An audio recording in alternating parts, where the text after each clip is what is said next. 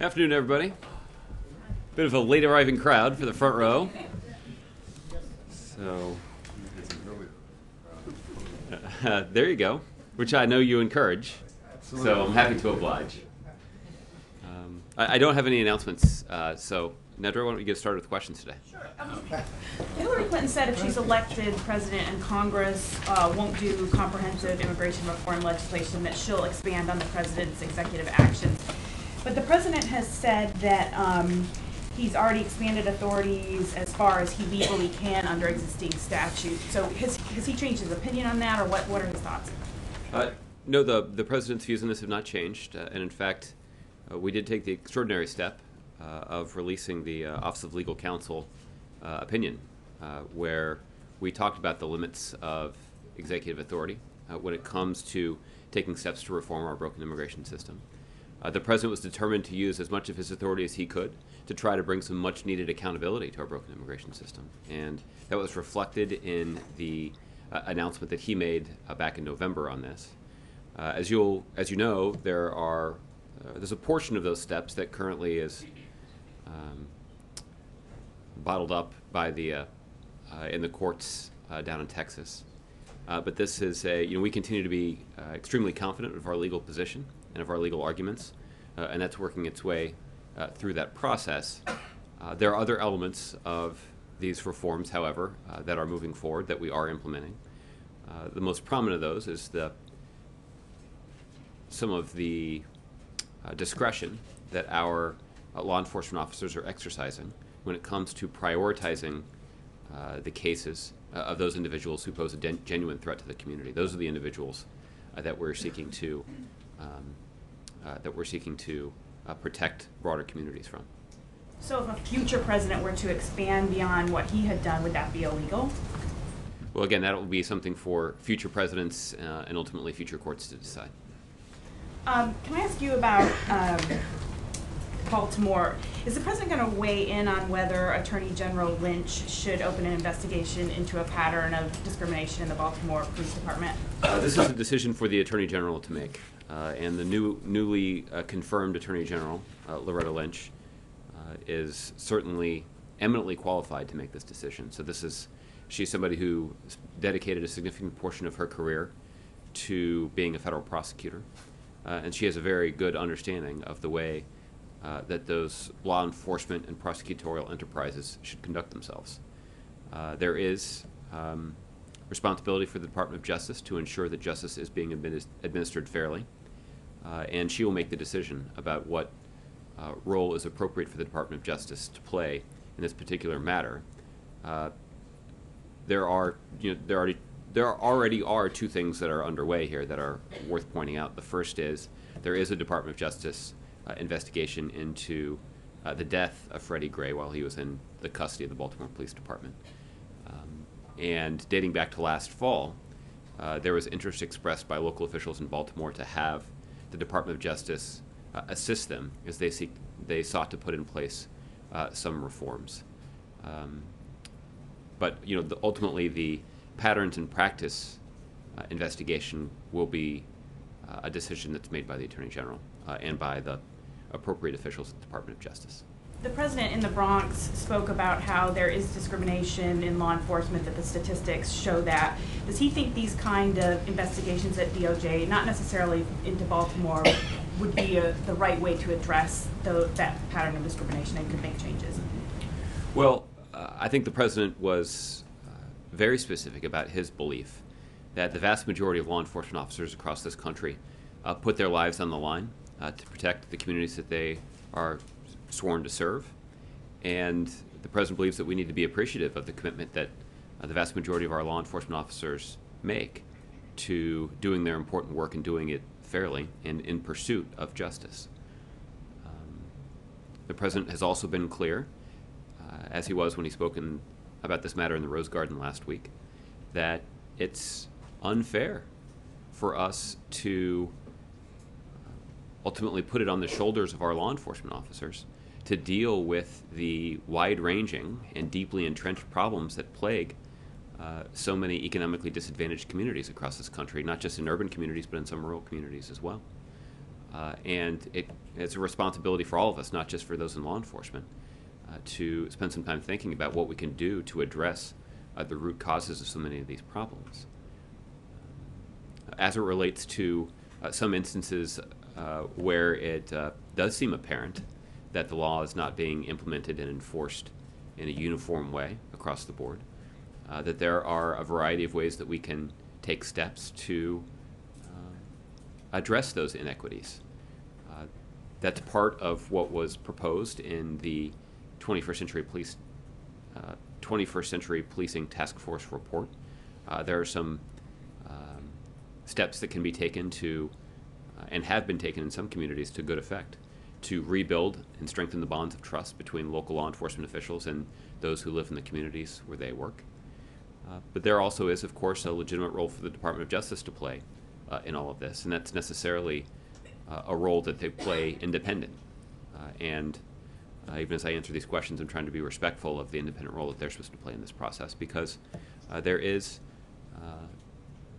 a place for them to use their independent perch to mandate needed changes. And they should have the opportunity to conduct those investigations, reach those conclusions, and put them forward at a time and place of their choosing.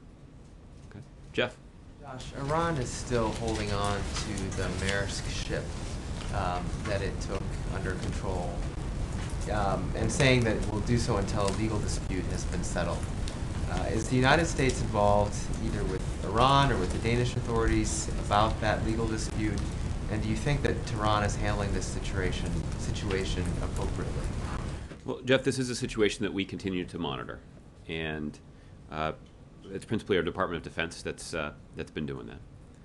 The Iranians Iranian authorities have suggested that the reason for the action that they took was related to a legal dispute with the company, and there are some reports that indicate that that those differences or those legal difficulties could be resolved in the next few days, and the ship could be released.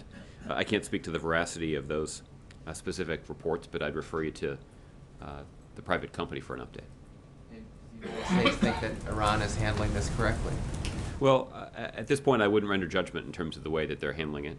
We obviously have been watching this carefully. There are no U.S. citizens, as far as we know, who are on the ship or otherwise involved.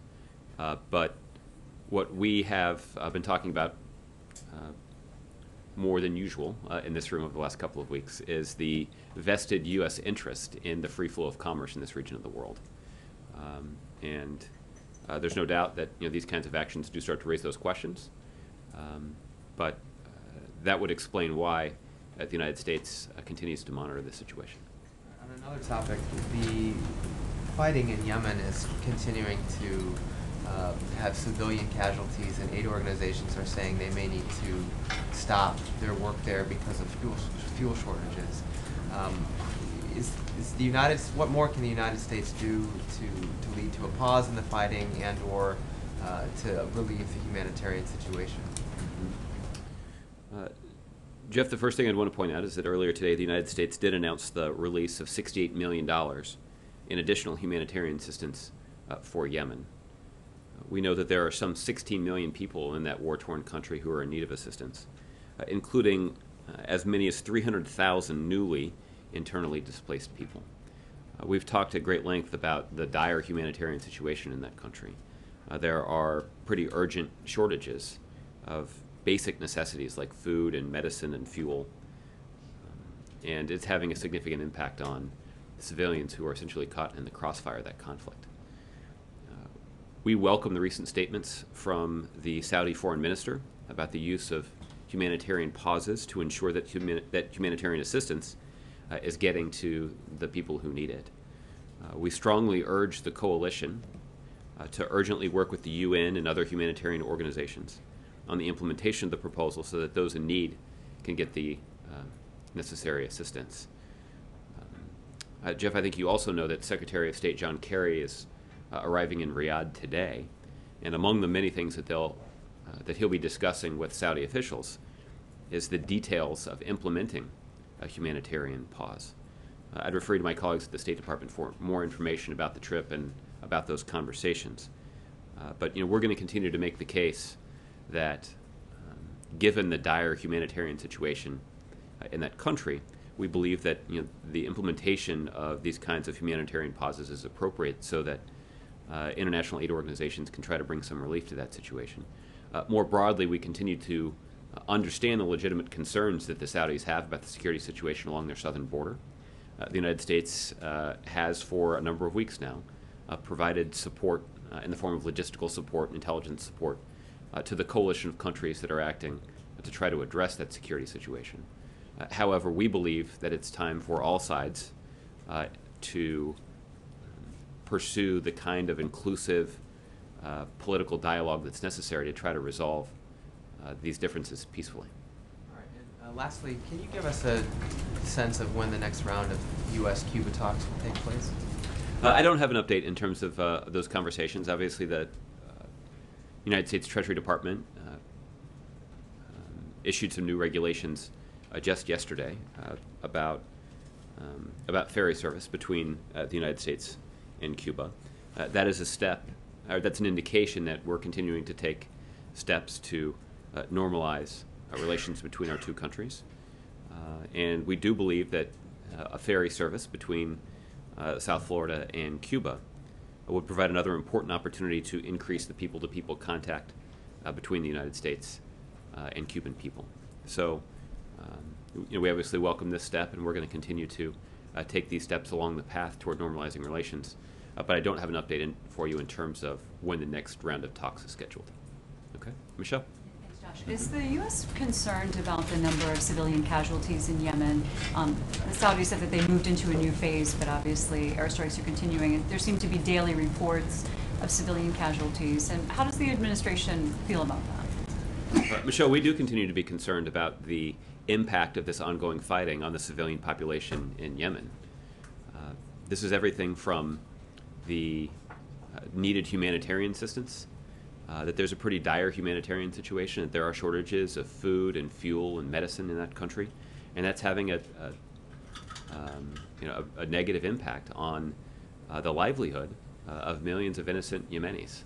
And we continue to be concerned and mindful of those ongoing needs, and that would explain why the United States has announced additional assistance there to contribute to this broader international effort. But there are, anytime you have chaos in a country like this, there are going to be concerns about innocent civilians being caught in the crossfire, and that's why, we certainly are pleased that the Saudis have indicated a willingness to scale back their military efforts, but we haven't seen a corresponding response from the Houthi rebels indicating a willingness to cease their military operations and bring about the dialogue that's necessary to try to resolve the differences between all of the parties in this conflict. Given everything that's gone on there on the water with the U.S. ships present, the Iranian ships turning away at one point, as well as the ongoing nuclear negotiations, do you feel that Iran is still playing the same role in supporting and funding the Houthi rebels, or is there some change in that situation, do you think? I don't have an update in terms of our latest assessment about the ties between the Houthi rebels and Iran. We've expressed concerns in the past about Iran's support for the Houthi rebels in a way that has had a destabilizing impact on that situation and on the broader region. And it's consistent with the kinds of destabilizing activities that we've seen from Iran for some time as it relates to the political situation in the Middle East. We continue to be concerned about that. And I continue to make the case that is one of the reasons that we need to place a priority on preventing Iran from obtaining a nuclear weapon. And we continue to believe that the best way to prevent Iran from obtaining a nuclear weapon is through diplomacy. And that's what we're continuing to pursue. So just to be clear, you think that there hasn't been a change in how the Iranians are treating that? Or I don't have an updated assessment for you. What we've said in the past is that we know that there is material support that Iran has provided to the Houthi rebels. But I don't have additional details about that. Okay, and we heard John McCain say that the Gulf states don't feel like they're getting a lot of support from the administration. He said that they're acting on their own, and that's why the Saudis only gave an hour's notice before they started airstrikes in Yemen. How would you characterize that statement? Well, I don't think that's how the Saudis or our Gulf partners would characterize the level of support they're currently receiving from the United States government. We've talked about how the U.S. is supporting the coalition in terms of providing logistical support and intelligence support to the ongoing operations there. In fact, Secretary of State John Kerry is in Saudi Arabia today to further coordinate our efforts, particularly as it relates to the details of implementing humanitarian pauses to try to allow international aid organizations to bring much needed supplies to the civilian population there. And as you know, next week the President has planned to bring the leaders of the GCC countries to Camp David for intensive consultations about our security cooperation with those countries. And the United States obviously has a long history in terms of our security relationship with these countries, and that relationship has been good for the security of the people of those countries. That relationship has also been beneficial to the security of the American people. And the President is committed to continuing to strengthen that relationship. And in fact, one of the chief benefits of preventing Iran from obtaining a nuclear weapon is that it will have a corresponding positive impact on the security situation of our partners in the region. Okay, move around. Anita. Former or retired Justice Stevens this week said that the government should compensate detainees at Gitmo, and I'm wondering what your thoughts were about that, if you agree with him. He specifically talked about those that were not deemed a security threat to the United States but have remained in custody for years. Well, Anita, the President has placed a priority on closing the prison at Guantanamo Bay since his first days in office. And unfortunately, we have seen Congress erect barriers to the completion of that goal. The President's been disappointed by that congressional activity. The President has made the case publicly many times. He's made the case privately to many members of Congress directly that continuing to keep the prison at Guantanamo Bay open is not at all in the national security interests of the United States of America. It certainly is not consistent with the wise use of our government resources, that the millions of dollars that are expended to keep that facility open and operating is not a wise use of taxpayer dollars. So whether it's a fiscal reason or a reason that's directly related to the core national security interests of the United States, the President believes and is continuing to pursue the responsible closing of that facility. I've seen some of the news reports about Justice Stevens' remarks, but I didn't read his the specific text, and I don't have a specific reaction to his comments. The President thinks that they should be compensated. That's basically what he's saying. That they should have some money. Well, again, I didn't see the substance of his remarks, so I wouldn't have a comment on them. Okay, Pam. Thank you. I know this came up once before, but can you explain why the President chose Nike as a site to advance his trade initiatives? Critics say it's a company that's gotten enormously profitable by sending jobs offshore, not employing Americans, and using sweatshops. Well, I'd refer you to Nike for the specific criticisms that you have outlined there.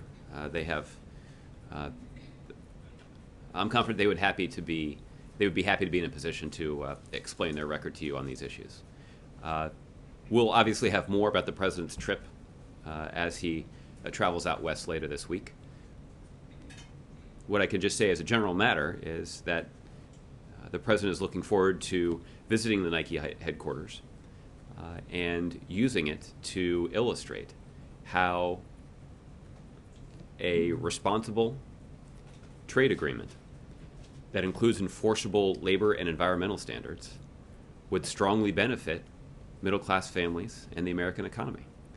And that's why the President is pursuing that kind of agreement with a dozen or so countries in the Asia-Pacific. And we are trying to work in bipartisan fashion to pass trade promotion authority legislation that would make it easier to reach that agreement.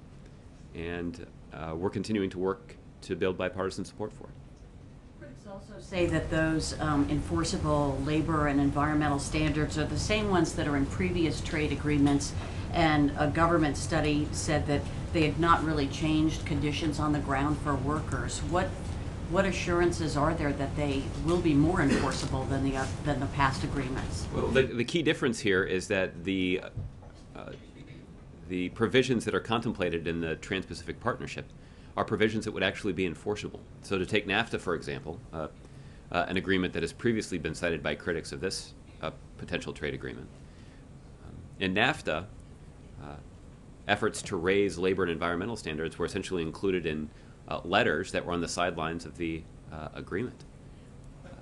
But the way that Trade Promotion Authority legislation has been worked out and what the President envisions for the Trans-Pacific Partnership Agreement is to ensure that those labor and environmental provisions are actually written into the text of the agreement to make sure that they can be enforced.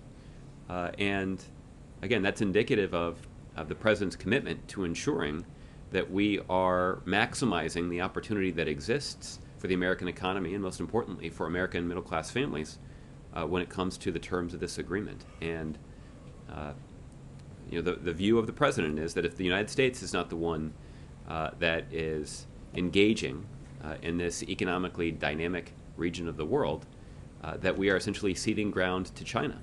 And China will most assuredly try to write rules of the road that further disadvantage American companies who are trying to do business in this region of the world. That at a minimum, we know they would lock in the current low level or the low labor standards that are in place. We know that they would seek to lock in the low environmental standards in place because they know that gives an advantage to the Chinese business interests that capitalize on those low standards. What the President envisions is going in and reaching an agreement that would actually raise those standards, put them essentially leveling the playing field. And the President continues to be confident that if American businesses and American workers have a level playing field in which to compete, that they're going to perform very well. All right, Kevin. Josh, thanks. Senate Majority Leader Mitch McConnell is expected to bring a test vote on the floor tomorrow on Iran. And I'm curious how the President feels about that. Does he think it's a good idea? It's a bipartisan effort? Well, if it reflects the bipartisan compromise that emerged from the Senate Foreign Relations Committee, in which Democrats and Republicans serving that committee unanimously supported the legislation, we've already indicated that that's legislation that the President would be willing to sign. But again, we'll have to see what happens on the floor. There have been a wide range of amendments that have been offered or at least publicly discussed. We've expressed concerns about some of them because they would either undermine the fundamental unanimous compromise that was reached in the committee, or they would interfere with our ability to continue the negotiations or implement a final agreement. So as long as amendments that don't violate those two criteria are not tacked on to the bill at the last minute, that I would envision that what would emerge from this bipartisan process is legislation that the President could sign.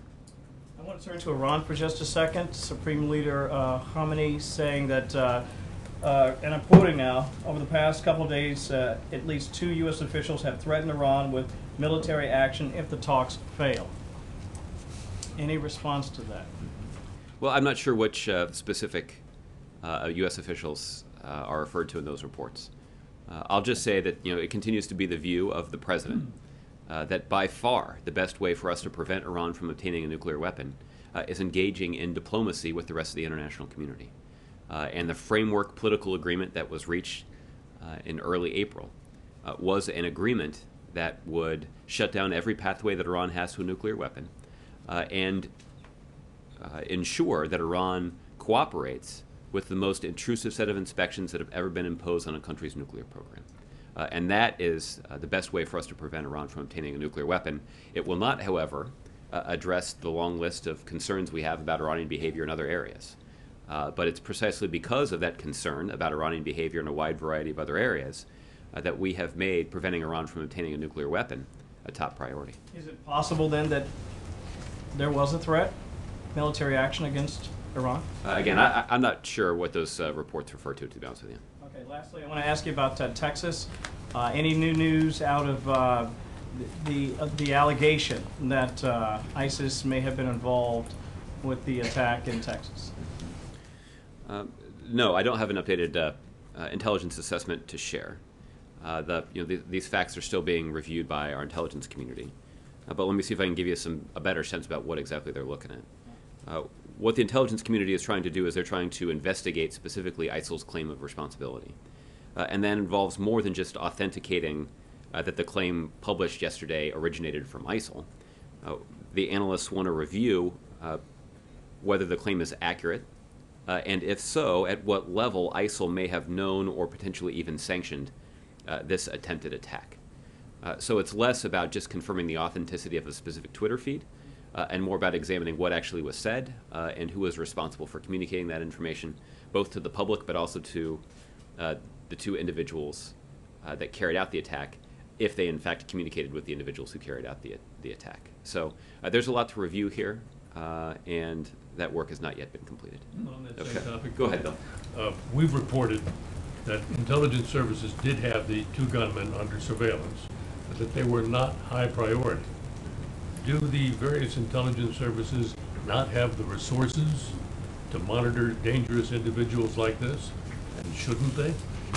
Well, Bill, the president has made countering violent extremism a priority. And in fact, you'll recall that earlier this year he convened a meeting of top government officials and community leaders and local officials all across the country. And this included representation from both our law enforcement and our intelligence community to talk about this issue. And this is something that this administration is keenly aware of, and we're aware of the threat that it poses to the American people.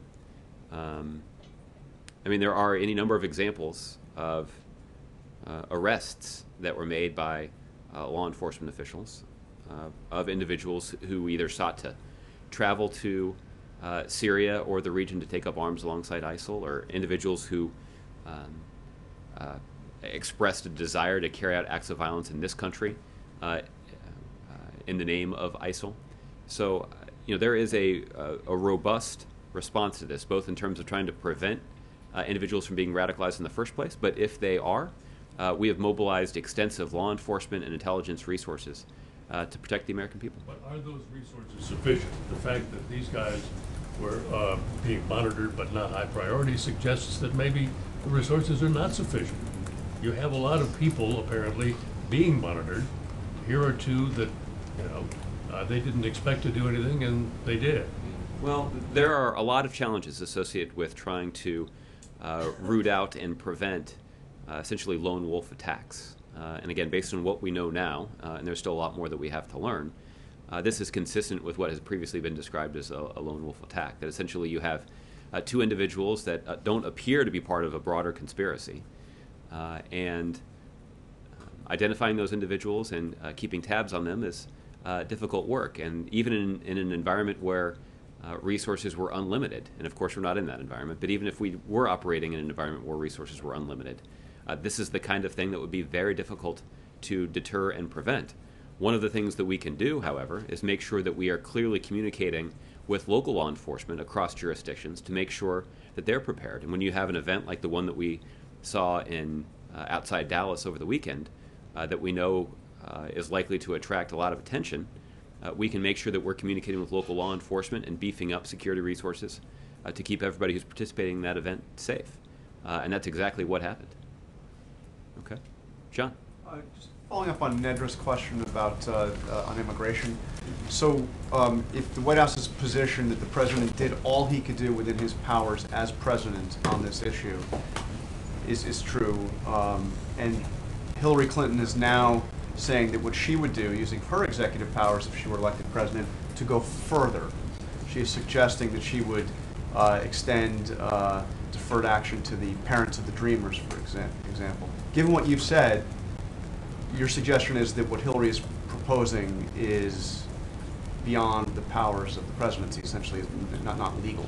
Well, essentially, I'm not a judge, and I didn't go to law school, so I'm not going to be in a position to render a legal opinion about the But you did say that the White House position remains that the president did all he could do within his legal powers. Absolutely, and we went to the extraordinary step of releasing that Office of Legal Counsel opinion to buttress the legal argument that we were making in support of the executive action that the president announced. And now Hillary Clinton is saying that she would go further. So she is effectively, in the view of the White House, proposing to go beyond the bounds of what is legally permissible by the president. Well, again, I'll let Secretary Clinton and her campaign describe exactly what steps they envision taking, and I'll allow them to make the case about why it's legal. I think we certainly were heartened by the fact that Secretary Clinton so forcefully supported the president's executive actions, And the other thing that she said that also happens to be true is that the best way for us to solve this problem is for Congress to act. Right. Right. No, I'm not asking for a legal pronouncement. It just seems like an obvious statement. You've said the White House belief is the president went as far as he could. Now Hillary Clinton is saying she will go further. There seems to be a conflict. Well, again, there may be a legal explanation that they have that you should ask them about. Okay. And then one other question regarding Hillary Clinton. I'm sure you were watching the Senate Judiciary Committee hearing today. I was paying rapt attention.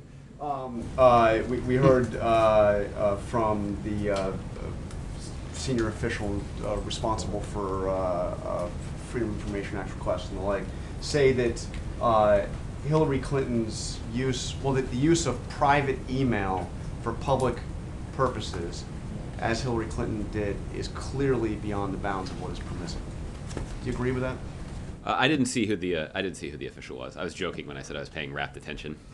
So maybe I missed something good, but I didn't actually see it. I'm really disappointed. It was Joyce Baer, just to be clear, the Assistant Secretary for the Bureau of Administration. Okay.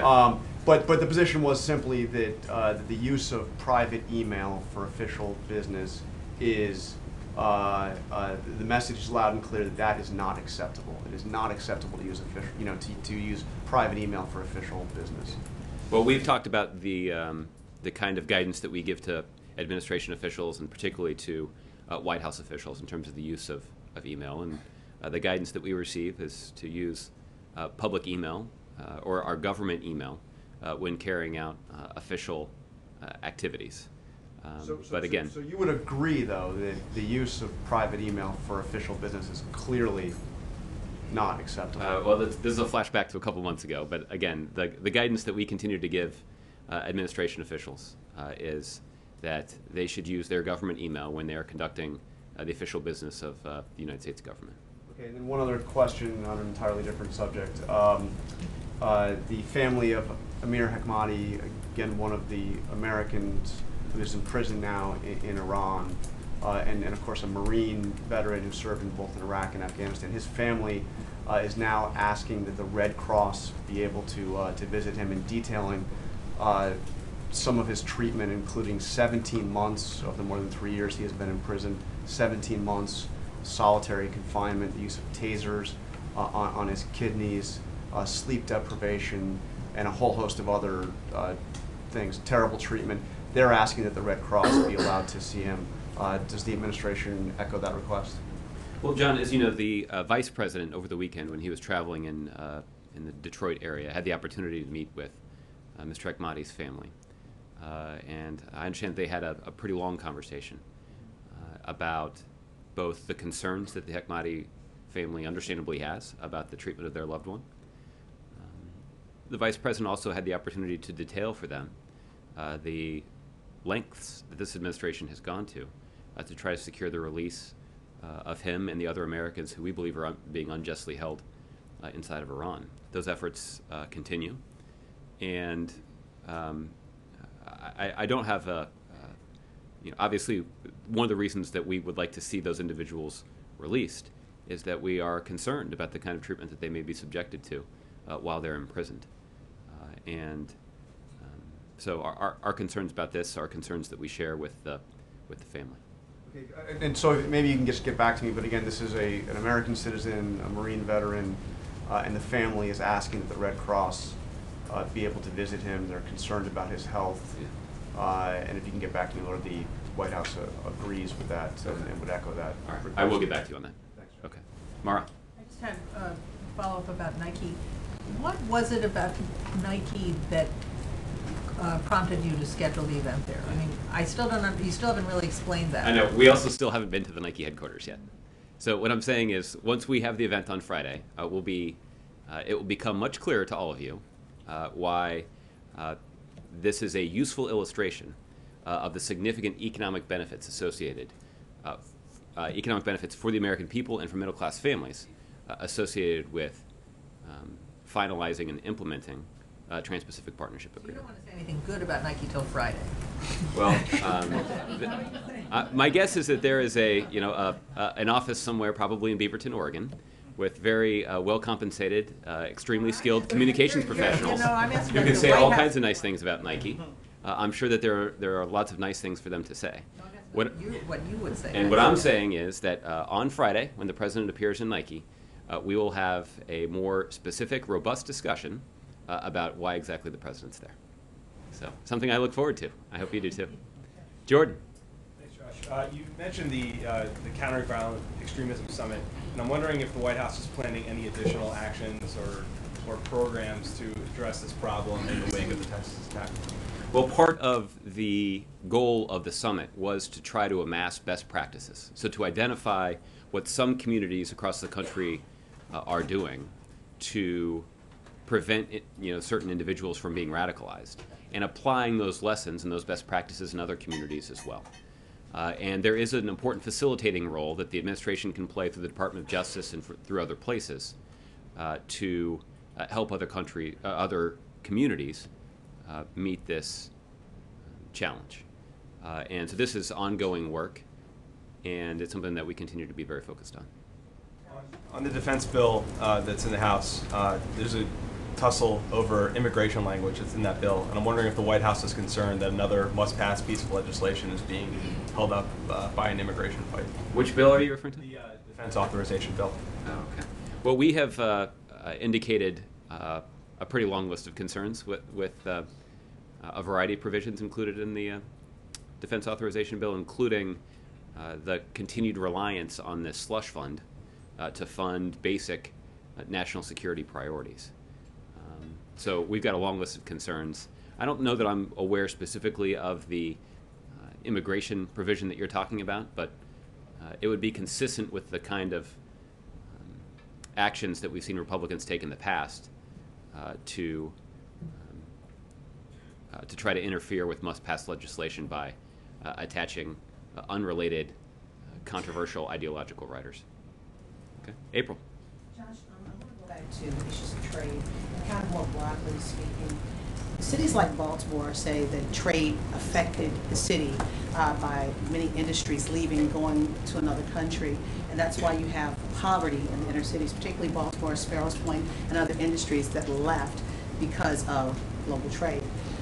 One of the safeguards the president has in his proposal, his push, when it comes to protecting many of these urban cities to prevent the kind of cycles of poverty that we're seeing in Baltimore and other places like Ferguson and some other places that have been hit. Well, April, the argument that the president has made is that to not try to open up opportunities for American businesses in overseas markets essentially locks in that status quo. That right now we have seen companies take advantage of some unfair labor standards in other countries to gain a competitive advantage over American companies.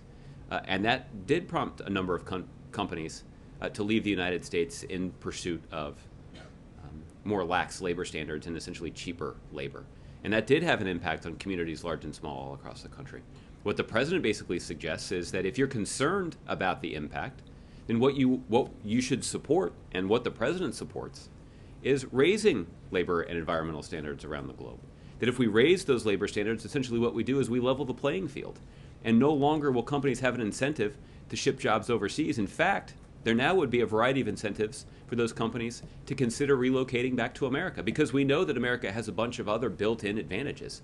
Everything from the best colleges in the world to the most innovative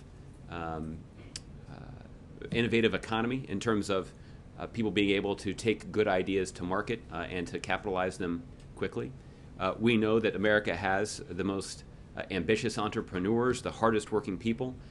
So if you're concerned about the impact that previous trade agreements have had on communities, then what you want to do is you want to try to level that playing field. And the way that we level that playing field is by entering into the kinds of trade agreements that include enforceable labor provisions, because if we don't, what we know will happen is we know that China will step in. And if China has an opportunity to step in, they will either lock in those low labor standards or seek to lower them even further. That will put American businesses at an even bigger disadvantage and create an even bigger incentive for companies that are currently located in the United States to try to go and benefit from those low labor standards and that even cheaper labor.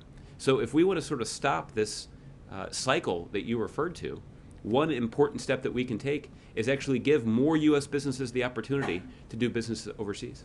I want to ask One more on poverty and the situation in Baltimore. The magnifying glass has been on Baltimore now, particularly the areas where Freddie Gray was killed, Penn North area. What is this administration prepared to do when it comes to impoverished communities like that area, West Baltimore, in this nation? Magnifying glass is on it. People are now saying, oh my God, I didn't know, but it's been there all along. And you've got your education secretary there, you've got your labor secretary there. What is this administration prepared to do in the last remaining years or months that you have to try to begin to change the tide in your base, your core demographic for who voted for this president? Well, April, I think the first thing I'd point out is that the pretty dire economic situation in some of those neighborhoods in Baltimore may be new to some people, but it's certainly not new to this president. You'll recall that just about 2 years ago, the president traveled to Baltimore and spent some time at a school that had a very successful kindergarten program. He spent some time at a local business that was capitalizing on creating jobs at the port. And he also traveled to the Center for Urban Families, which is a nonprofit organization that was geared towards supporting principally young men of color, but those communities of color, as they sought to get job training skills that would allow them to get a job and provide for their families. So the president is keenly aware of so many of these challenges, particularly as they relate directly to Baltimore, and he's been focused on trying to address these challenges, even when other people haven't been paying attention. And I can tell you that whether it's trying to implement the recommendations of the 21st Century Policing Task Force, or trying to pass criminal justice reform, or trying to get early childhood education for every child in America, or ensuring that hardworking college students can have access to 2 years of free community college, that there are a number of steps that we can take. There are a handful of them are things that we feel like there may be an opportunity for us to capitalize on some bipartisan agreement to make progress. But many of the things that I've listed are things that Republicans have steadfastly opposed. And that's unfortunate. And when I say Republicans, I actually just mean Republicans in Congress. Some of these proposals, like free community college and high-quality early childhood education for every child in America, are the kinds of things that Republicans across the country support. But unfortunately, for political reasons, there are some Republicans in Congress who have effectively blocked these kinds of efforts that we know would make a material difference in the lives of men and women in economically disadvantaged communities all across the country, both in urban settings like in Baltimore, but also in rural settings where you see Americans who are locked in a similar cycle of poverty. Okay. And one last question. Is the president thinking about possibly going, is there a chance that he will go to Baltimore? The situation is calm now. Yeah. Could he be going? I don't have any updates in terms of the president's schedule. I don't anticipate him traveling to Baltimore in the near future, but I think the president himself has indicated a desire to go back there at some point. Okay. Drew. Just going back to Yemen, there's now a serious humanitarian crisis. The Houthis haven't been dislodged, and you see cross-border violence which you never saw before. Was the Saudi air campaign a bad idea?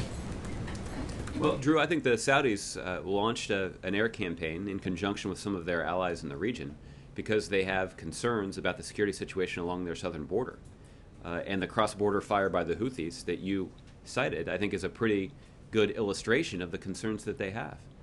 So in response to those concerns, the United States has offered our support to the Saudis and to the broader coalition in the form of logistical support and some intelligence assets that we can use to benefit their efforts. But what we have told the Saudis is the same thing that we've said publicly, which is that the only resolution here is a resolution that starts with all parties engaging in diplomatic negotiations to try to resolve their differences. And we've been gratified that the Saudis have indicated a willingness to de-escalate their military campaign, but we haven't seen a corresponding willingness on the part of the Houthis. If anything, I think we've seen them continue to accelerate their actions, and that is a source of some concern, and it is certainly counterproductive to the broader efforts to try to stabilize the turmoil inside of Yemen, but just as importantly, and in some ways more urgently, address the dire humanitarian need in that country.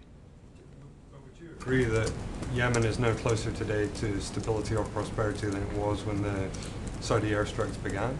Well, I think that the principal cause of the instability that we've seen there has been the Houthi rebels that have engaged in essentially unceasing violence here for the last several months in a way that has destabilized the central government pretty dramatically and thrown the nation into even more turmoil and chaos than they'd previously experienced. And the Saudi and the Gulf Coast or the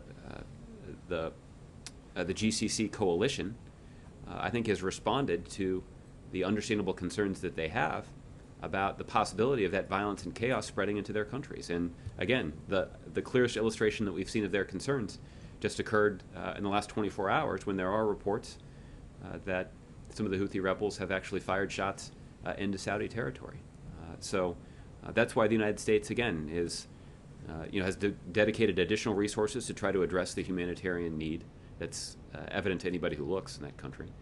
It's why we've continued to support this Saudi GCC coalition through the provision of intelligence resources and logistical support. But it's also why we continue to urge all sides to engage in this UN-led, or at least UN-facilitated process to try to bring about a political resolution to the conflict. Final question on Iraq. In the talks with Mr. Barzani, was there any discussion of a timetable for an assault on Mosul? If there was, it's not something I'd be able to read out from here. So, Angela. Thanks, Josh. Back to trade. Okay. The Senate has said that trade will come up next after they finish the Iran bill.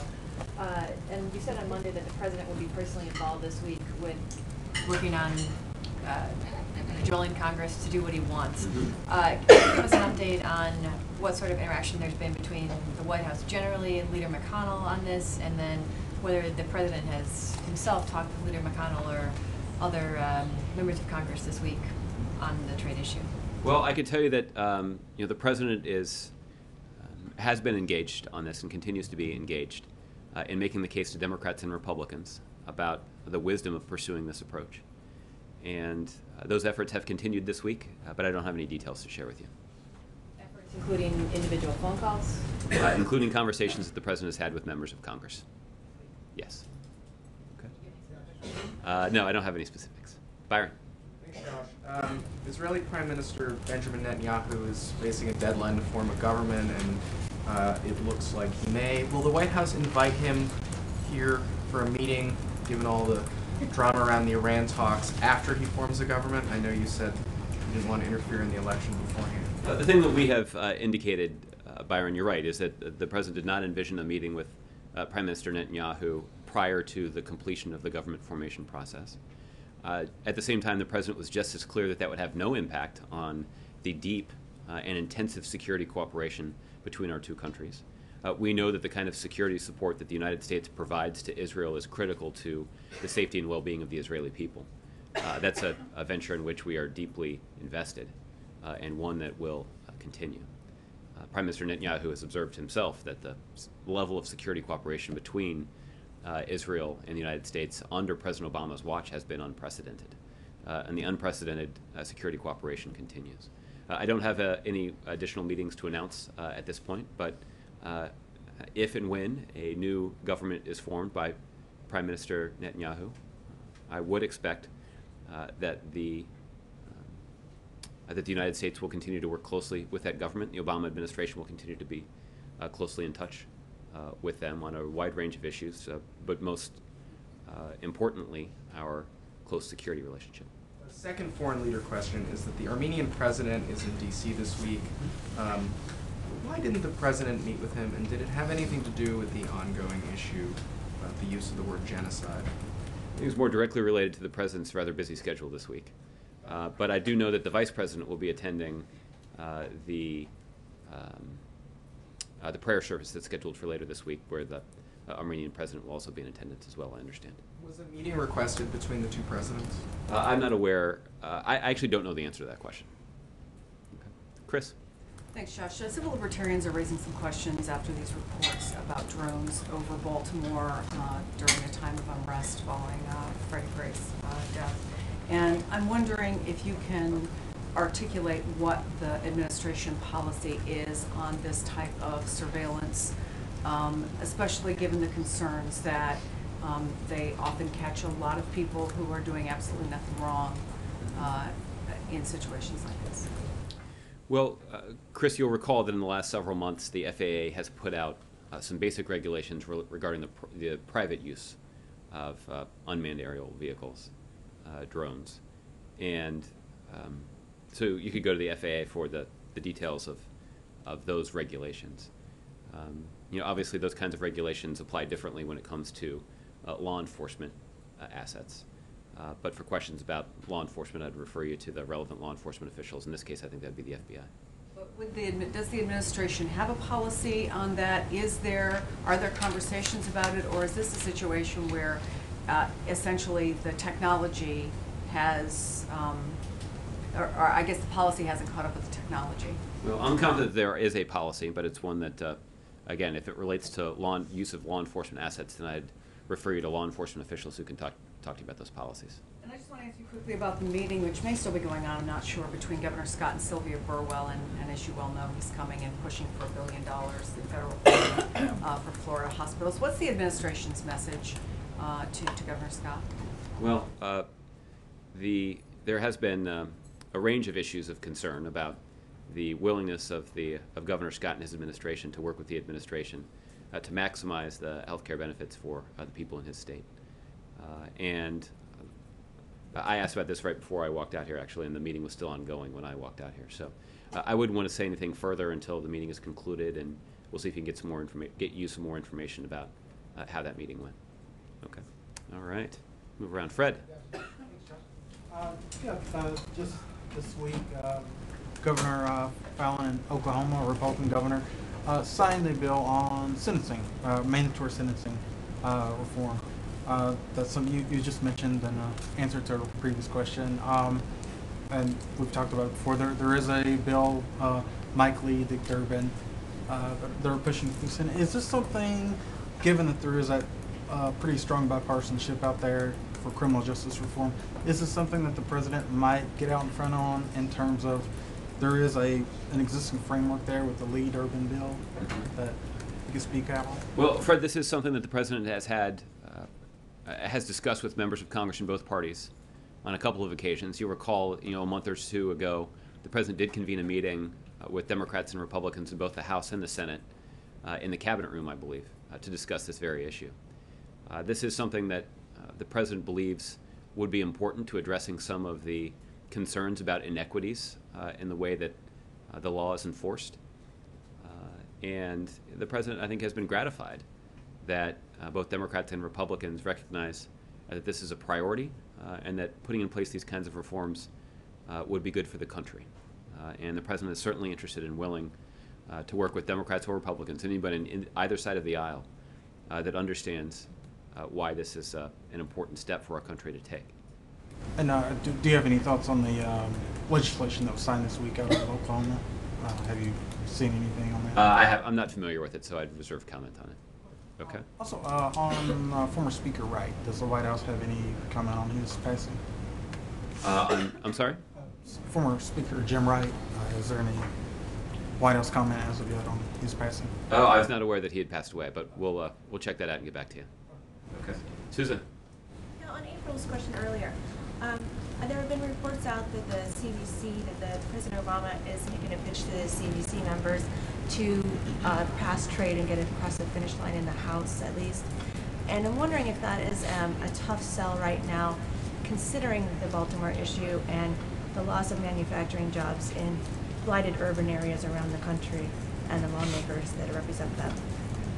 Well, I think the response that I shared with April, I think, is relevant here, which is for those members of Congress who are particularly concerned about the impact that previous trade agreements have had on their communities. That's all the more reason that they should be supportive of the kind of Trans-Pacific Partnership Agreement that the President envisions. And the reason for that is simple, that failing to act in this way would essentially lock in the status quo, that those companies that have left seeking cheap labor are going to come back, or at least they would consider coming back, if we can succeed in leveling the playing field. But right now they have a built-in incentive to capitalize on cheap labor in other countries.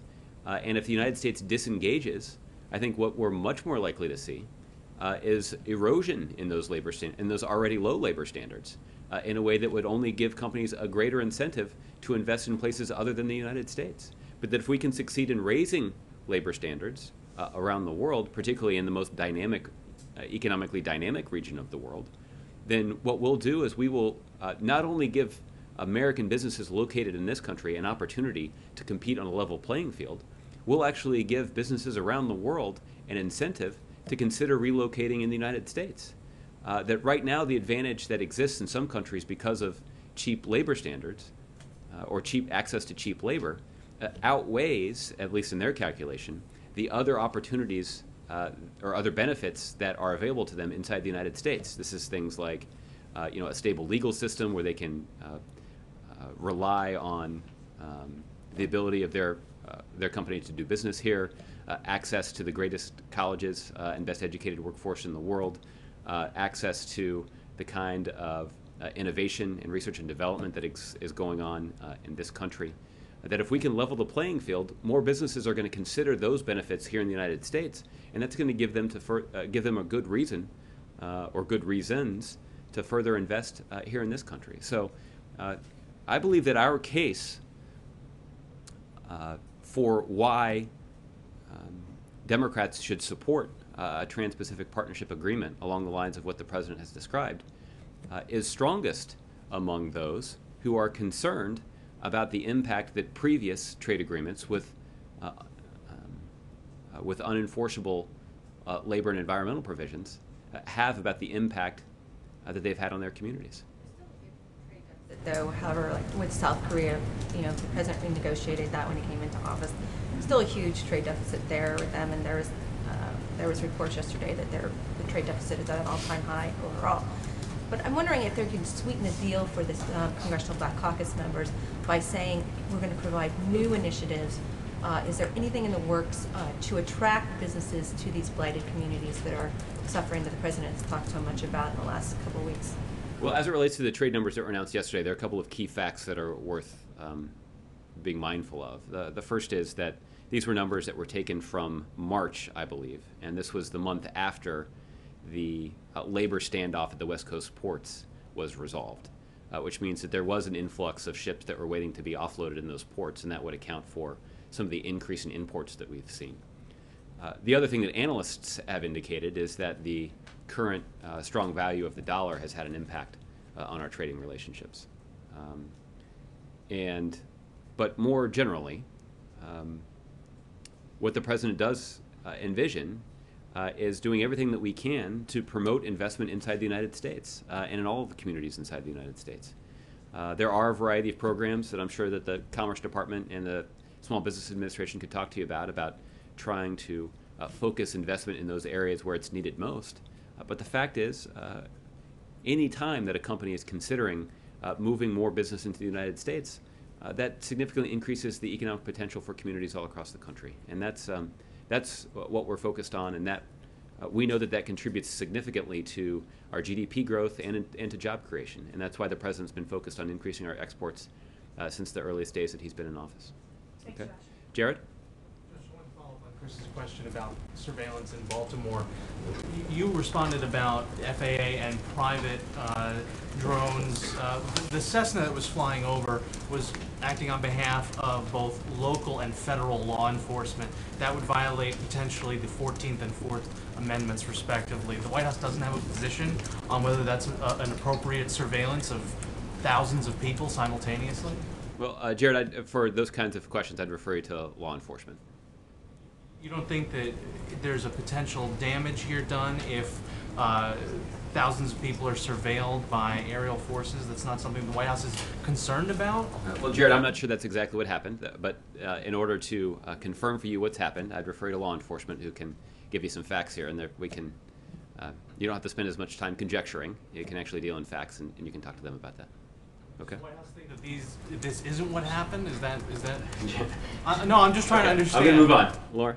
Thank you, Judge. Just to follow up on Guantanamo, will the President be ready to do an executive order to close Guantanamo? Laura, the President has indicated a willingness to use as much of his executive authority as he can to try to take the steps that he believes are consistent with the national security interests of the United States, and that's closing the prison at Guantanamo Bay. He does not believe that the millions of dollars that are expended every year to keep that prison open is a good use of taxpayer resources. It's not. In fact, it's counterproductive. And unfortunately, we have not seen cooperation from Congress in this regard. In fact, what we've seen is we've seen members of Congress repeatedly go to great lengths to try to prevent the closure of the prison at Guantanamo Bay. That's been the source of a lot of disappointment to the president, but it has not prevented him from continuing to push his team to try to go as far as we can to reduce the population there and to ultimately get to a place where we can close that prison.